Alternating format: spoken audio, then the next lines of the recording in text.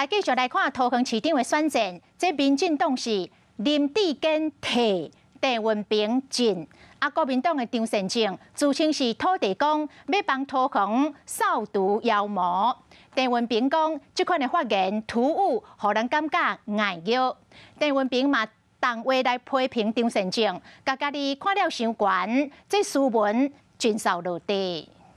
现在来跟各位听众朋友报道今天的北桃的气温，最低温27度，最高温35度。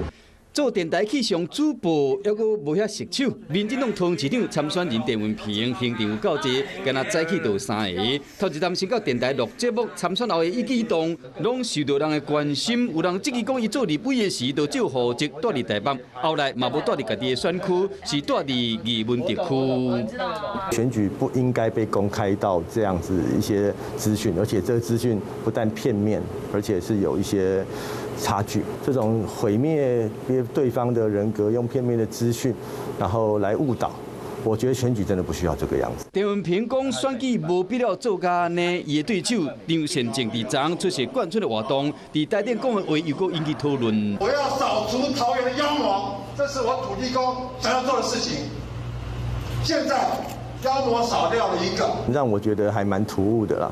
我很少有看到候选人为了选举自比神明，你可能自视甚高，别人一文不值，这个是斯文扫地哦。郑文平嘛无伫客气，上好是隔空交战，充满火药味。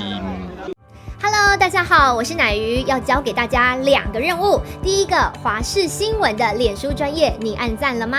还有华视新闻的 YouTube 频道，赶紧订阅起来，还要记得按赞，开启小铃铛哦。